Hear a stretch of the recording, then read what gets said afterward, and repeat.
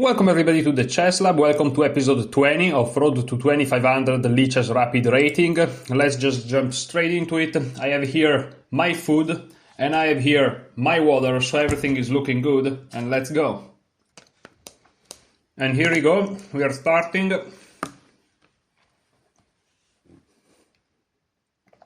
Computer is lagging like there is no tomorrow.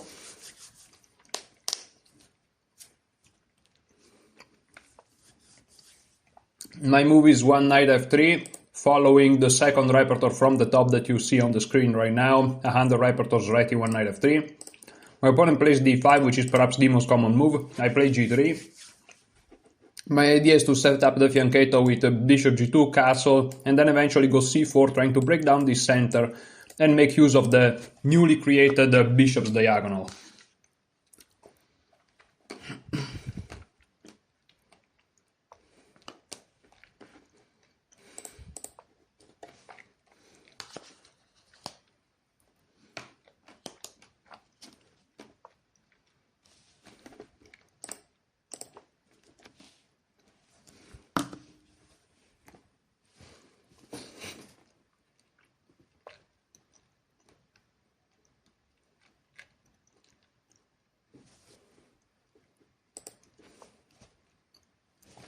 Okay, so this is the most popular setup perhaps at the more lower levels, which doesn't mean that it's a bad setup, it's just the most popular at the lower levels.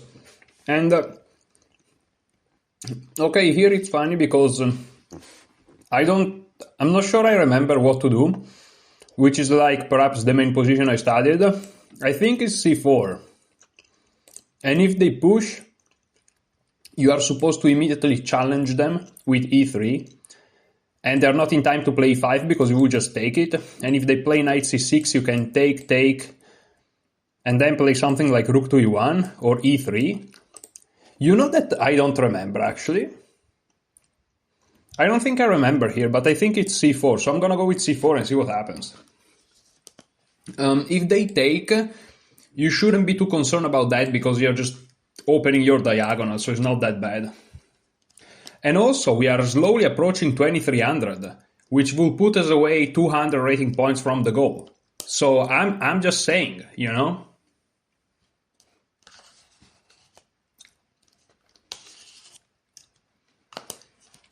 They indeed push, and here,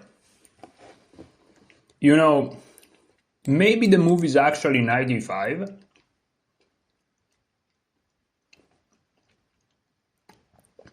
I just really don't remember. No, but knight e5, they can just attack the knight. There is a line where this e-pawn is no longer on the board, where you play knight e5 because you have rook e1 to support it, and queen e2, but it's not this line. I think that here we have to go e3. Again, I'm not super sure, but you see, playing the same opening for a while gives you many ideas. For example, we know that there are always ideas of playing b4 if really necessary, and if anything is equal. It's kind of a superpower playing openings, the same opening, and just learning the typical tactical and strategical patterns and ideas. That's really great. So yeah.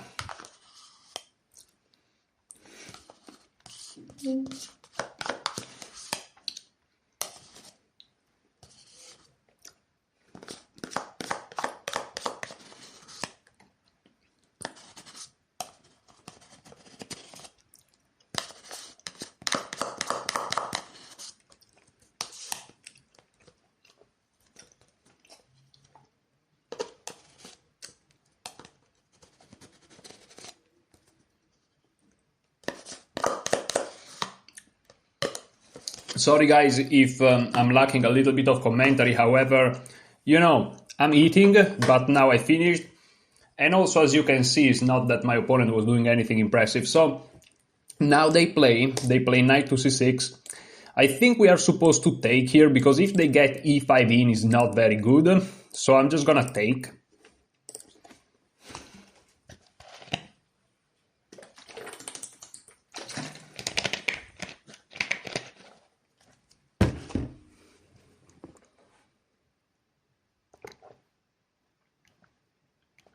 I think I already misplayed it somehow, but maybe not, I don't know.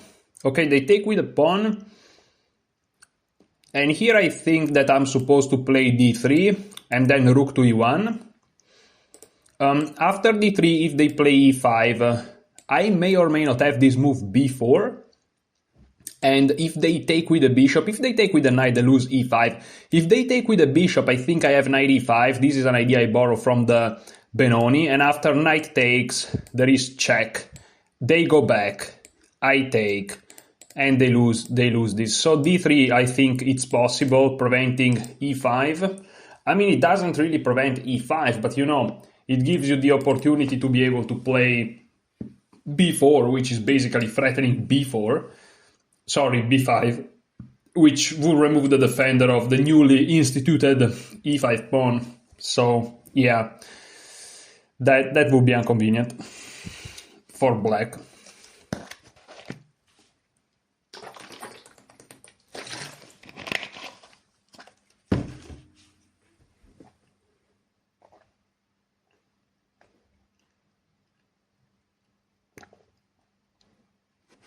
And if they just do nothing, I mean, we basically have a reverse Benoni sort of structure, which if you don't know what it means, don't worry, I barely know it myself. But basically, we are gonna be able to get our pieces out and enjoy a decent position. Already here, I think rook e1 is just a very good move, preventing e5 altogether. And if they castle, after knight to e5, I may be back in some sort of position that I kind of know a little bit, because if I play knight e5 immediately, well, I just blunder a piece. My rating suggests that I can't do that. If my rating was lower, I would play knight e5, you know, knowing that blunders a piece. But since my rating is higher, I'm forced to not blunder the piece, which is unfortunate because sometimes blundering is fun. But here I have to play properly. So rook to e1. Preparing knight to e5, but in general is an improving move. If they play bishop to g4 hitting the rook, they're kind of losing a tempo. I can always play bishop d2, and if they take, they're just helping me develop. And yeah, they can win perhaps a tempo with knight to b4 hitting this pawn, but after check they actually have to go back. So yeah, no, that's not really good. Because you may say, okay, the dark square bishop is your good bishop, but that's debatable, because yes, these pawns are on light squares, but this bishop is very good. They will get rid of their dark square bishop, so exploiting my dark square is not easy, and also their light square bishop is their bad bishop, so they are trading the good bishop for sure. Okay, and here as you can see, my opponent is not a weak player. He is trying to fight for the control of this square. I'm impressed. Whoa, what is going on? Good moves?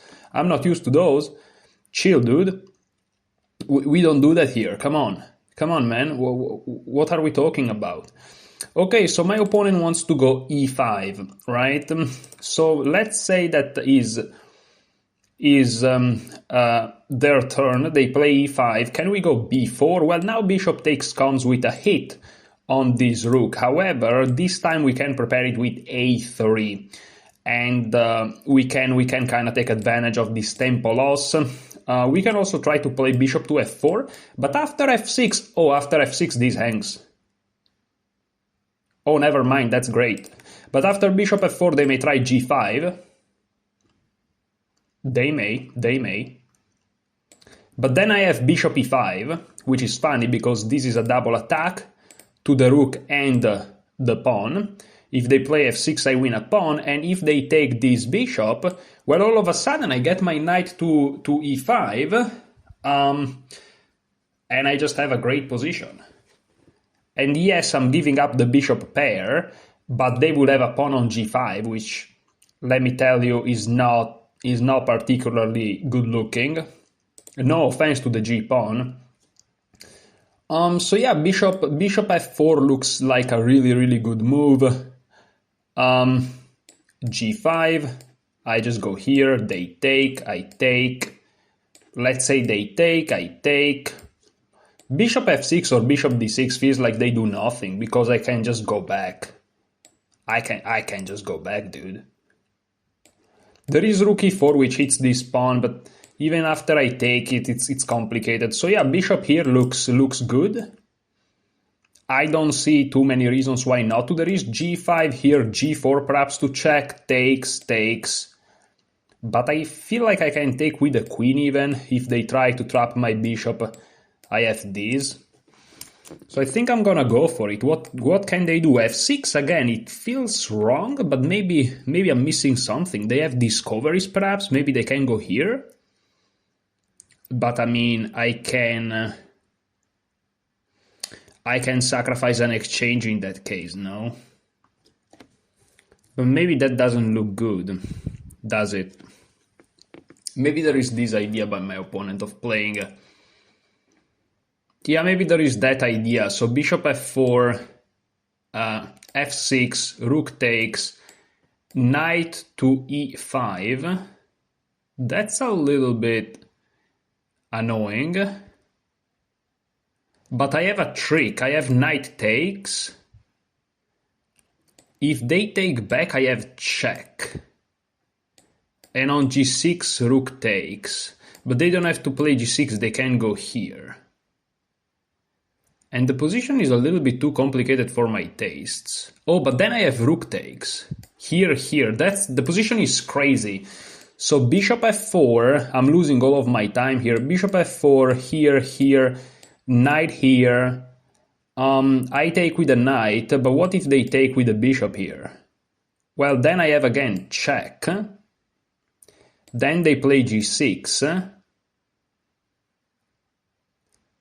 No, but wait a second. After bishop here, f6, rook takes, knight here. If they take here, I can always just take here, take, check, and to the very least I'm getting back an exchange. So let's go for it. This looks fun. Okay, let's also calculate the most obvious, which I haven't calculated. What if I go here? It feels okay, yes. Bishop f4, I think it's playable. Wow, that's crazy. That's an impressive move.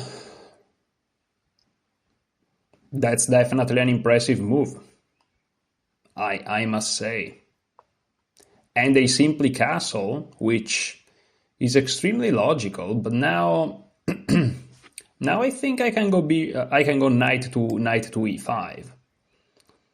I can go knight to e5 and take, and I kind of studied those positions just a little bit, and I studied them enough to know that I may have blundered the game away. No, but almost. No. I haven't blundered. I can always go back. Okay, I can always go back. Yeah. I'm assuming they're gonna take. For a second, I'm like, I blundered f6, but I can always just go back. And f6, e5, yes, keeps the structure, but they're weakening their position quite a bit. Okay, they hit my rook. That's definitely what's going on here. And okay, this takes away this square for the knight, so I can definitely go knight to d2.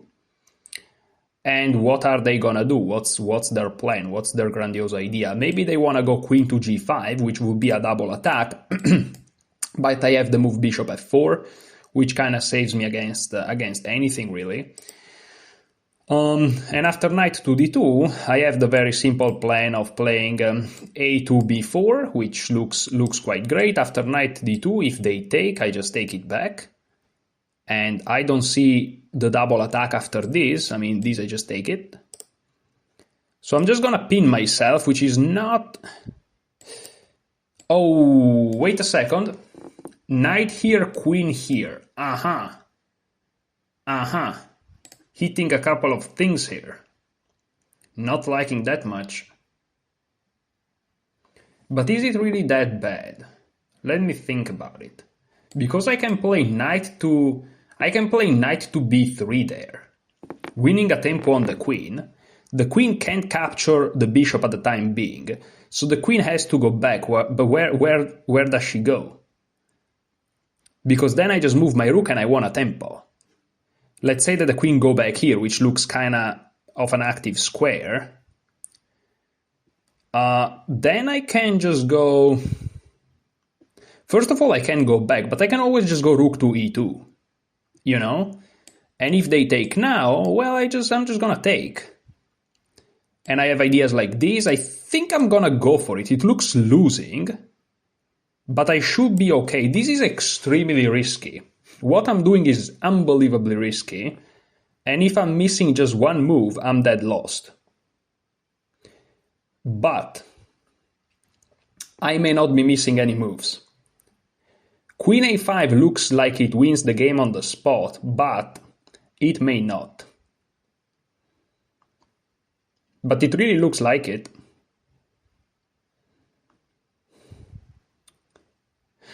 And you may say, why are you so obsessed by knight to d2? Why couldn't you just do this?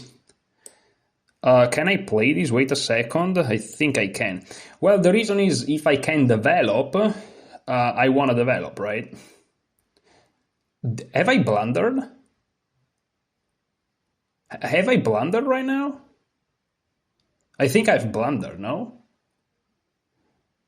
Oh, I've blundered. What am I doing? Oh, I've blundered. Oh, I've blundered because here, that was my opponent idea. Oh, and I don't have... Oh, wow, okay. Well, that's pretty bad. And I don't have the retreating square, so that was the idea.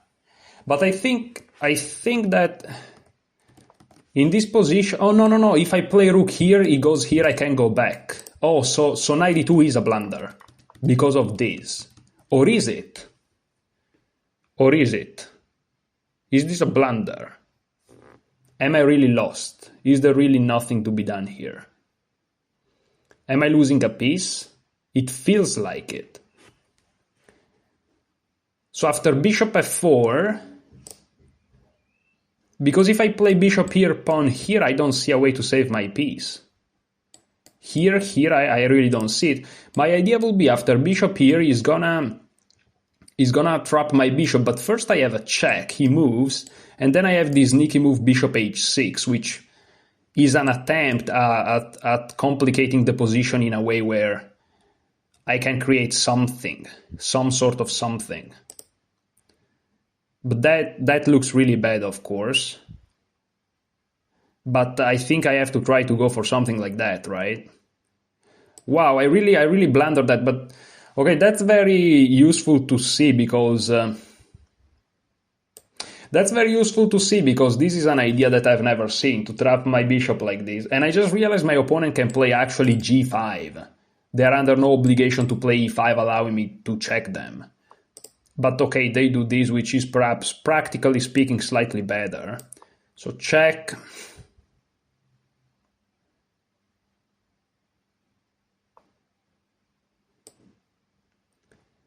And I'm gonna play bishop h6. I'm sure there are many ways for my opponent to win this, right? But they take, okay. Now I kind of want to go here and here. And the thing is, if I don't do it immediately, they're just gonna play here.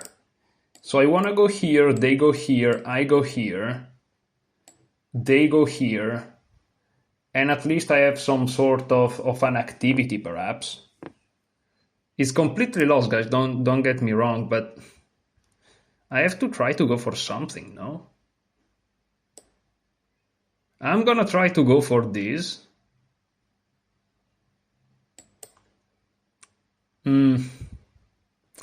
Difficult position, trying not to give up just yet, because again, never give up. But it's a tough one. It's a tough one for sure. I can try to play f4 perhaps to really make things crazy looking. And if they take, well, it feels like they're weakening their squares quite a bit. So yeah, maybe f4 is the practical attempt to really try to break this structure a bit.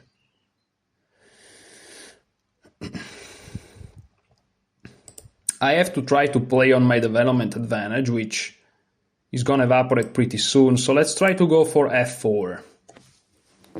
Let's try to go for f4. I have to try my best to make the position, you know, complicated.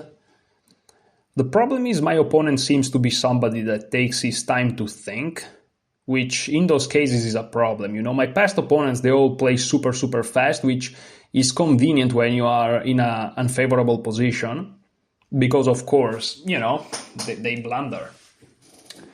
But this one here, I think is going to be a loss, guys.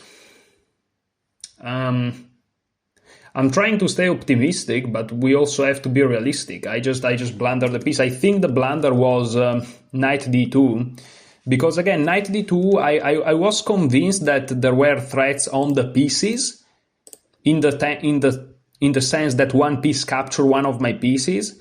The idea that this bishop is short on square escaped me, rather, and yeah, it really did escape me.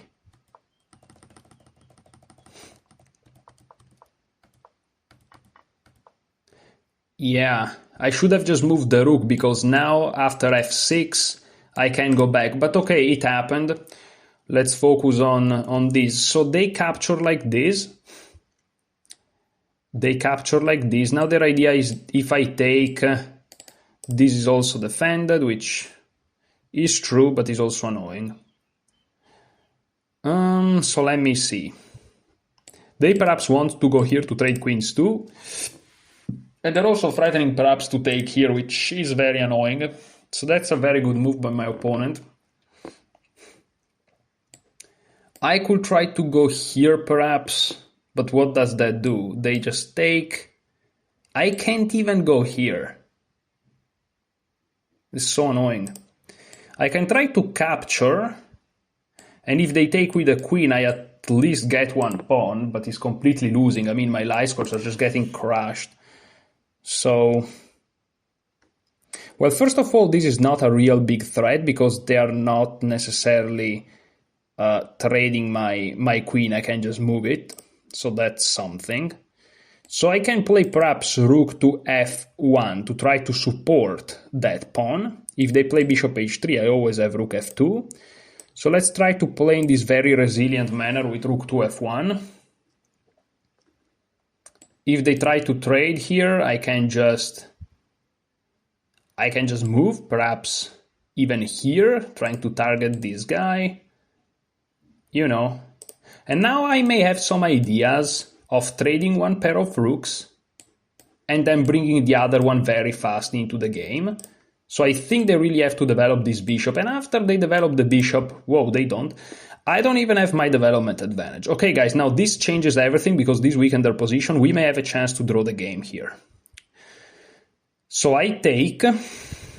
If they take with a queen, I win a pawn. So I take, they have to take with the pawn. I take, and here they really have to take with the queen. If they take with the pawn, I think this idea actually materializes. So can I take immediately? They take with the knight. I think. They could take with the queen as well. But wait, take, queen here. I, to the very least, have this move, which brings me a lot of activity. I think I have to go for something like this. If I can keep my light square bishop, though, I will love it. So knight here. Can I do something with the knight here? Unfortunately, I don't think so. I think I have to really get rid of it. So I'm gonna get rid of the knight, which I give up the light square bishop, which is of course extremely problematic, and this could be the end for me, you know. But I have to try something. I mean, I really do have to try something. I also realized that they can actually take with the queen, because after I take, they can have this intermezzo move, and yeah, exactly. It's awesome that when you're worse, your opponent finds everything. That's a little bit annoying. Yeah, bishop h3 is just a very good move. But no, I don't even have queen h6 there, because the rooks are connected. That's so annoying. Or do I? Maybe queen h6 is a move. they take, I take, they still cannot capture, and I'm gonna take myself with a very powerful pawn. I'm gonna go for this. I have to go for this. What else am I supposed to do? If they take, is checkmate. And if they take, again, they cannot take, and I'm gonna take myself, and at least I have counterplay. I'm down a rook, but I have a powerful pawn. They are in a little bit of an awkward position. And I just blunder mate in one. Okay, this is probably, I genuinely didn't see this move. I just blunder mate in one. That's just, yeah, that just proves that that's not a right day to play chess today. I wasn't pretending, I just missed it. Like, I really just missed it. Okay. And my opponent played very well. Okay. Well, what to do when your opponent plays perfectly? There's not much to be done. So, okay. The game started very normally. Knight d7 is a very interesting move. Let's see the database to see which moves are the most played. So let's go back a little bit. So in this position, c4 is indeed, am I lagging? No.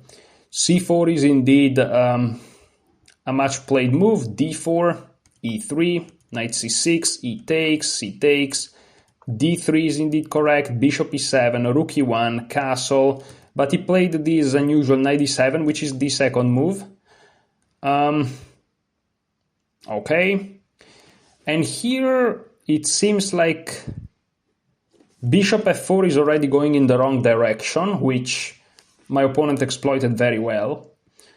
Knight a3 seems to be the right way to go, which is a move that I've already seen in the past in those structures, but okay, then they can get e5,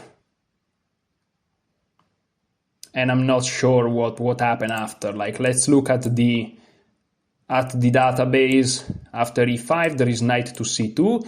Okay, so one thing is that now this pushes a little bit, you know, there are two attackers on this pawn, and I may be threatening b4 right now.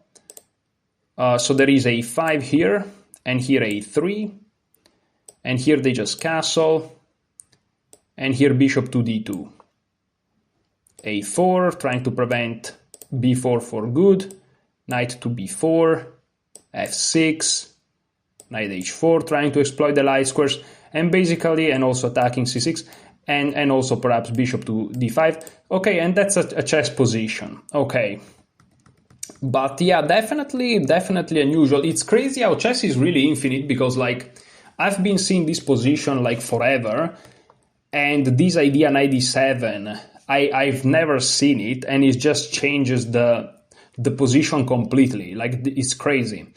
I think that this idea is similar to certain lines I've seen from d4 against the Benoni, where black wants to kind of put their knight on c5 is possible or something. That's very, very interesting. But okay, I played bishop f4 because, you know, in my very naive way of thinking, I'm trying to play against e5, but here simply castle. And here again, I was just trying to apply the principles that I know with knight to e5. Knight a3 again seems to be better. Knight c5, here we go, this idea.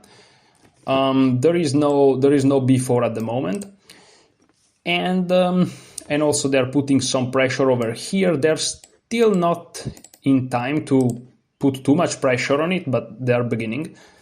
But knight e5 is again going in the wrong direction, so bishop f4 starts to be in the wrong direction. Knight e5 is a practical inaccuracy. Knight d takes c5 I think is the best move. I'm not gonna turn on the engine because, okay, I'm gonna turn on the engine, I'm probably gonna lag a little bit. I want the two lines. We are gonna lag, guys, I'm sorry, but it's important for me to see this. Okay, knight d takes c5 seems to be the best move. Okay, but I mean, it's logical, right? Because this knight already is positioned well, so you want this knight to take, okay? Knight d takes, bishop takes. And here bishop b4. Let me see. Okay, this doesn't seem to be the best move, according to the engine, which is nice. Okay, so bishop g5, but also bishop g4 is a move that is findable, you know. And here, yes, I should have played the rook e2. And after f6, I don't have the greatest position in the world, but is, you know, is playable. I really... Yeah, it's tough because in a position like this, right, these are difficult positions because, of course, every time that you lose, you try to go back and ask yourself, what could I have changed? And this is one of those cases where it's just very difficult. It's just very difficult. Because, like, there are so many things you have to check. Because in order for knight d2 to work, you have to make sure that queen a5 is not a move. You have to make sure that f6 is not a move, knight takes is not a move, any combination of these moves, bishop takes is not a move, right? And I just failed to consider literally the only line that loses, which is great. Awesome, I would say, and that's just the fact that the bishop gets trapped. In the game, I checked queen to a5, which looks winning because it attacks the knight which is pinned, and it also attacks the bishop 2 times. And but here I think that simply knight to b3 hits the queen. The queen cannot take because, well, I just take you. And the queen cannot stay on this line of attack against the bishop. And so after the queen goes back, by the way, they cannot go to c7 because I take it after they go back. It doesn't really matter where. I'm sure in the engine world it does, but let's say queen b6. Here now I can play rook e2. And the point is that in this whole thing, I got my knight from b1 to b3, and they just play queen b6, which doesn't make any sense. And if they retreated all the way back to d8, I would just basically win a tempo. Actually 2 tempi. And that was my idea. It's not that I was playing, you know, I wasn't trying to play knight d2 just to be fancy. I was hoping, right, that, you know, I just wanted to develop. That's the point. If I can stop an attack while developing, of course I'm gonna do it. And again, queen a5 in the beginning scared me, but then I noticed this line and I'm like, okay, I can play rook to e2 immediately, or I can do it while having my knight on b3, which I thought it was better, which I think it is better than on b1, right? It's putting some pressure on d4 and all that.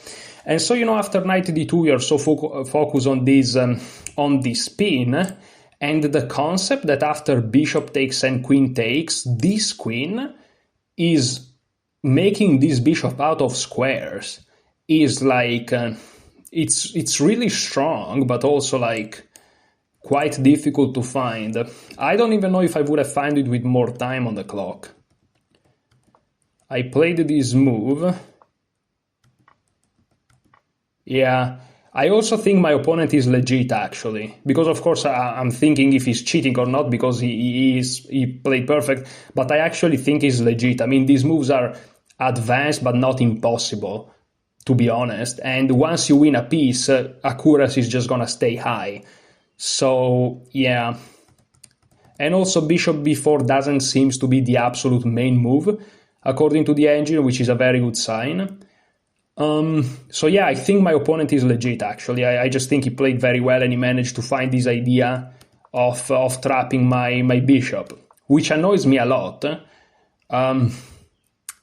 But it is what it is. Yeah, here I tried to smirk it a little bit, but there's nothing really to be done. I don't really understand h5, but I guess that it doesn't really matter. I don't really understand h5 at all. I really don't understand h5 at all.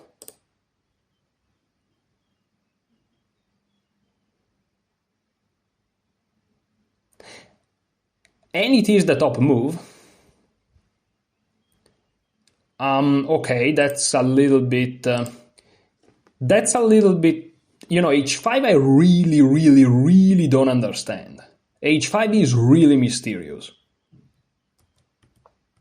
I mean, in this position you play bishop h3, right? You connect your rooks, you hit my rook, and you solve all of your issues. And again, if I ever take, you just take back. And the queen defends the pawn. That was the point behind queen d6, right? But instead he played h5, which is really it's a really weird move. I really don't understand h5. Okay, you are going away from this, but if you played queen d6, is because you are anticipating that.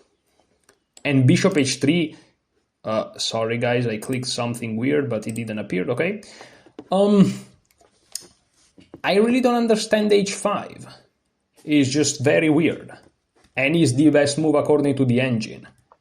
And it was played in few seconds. Let me see the time per move.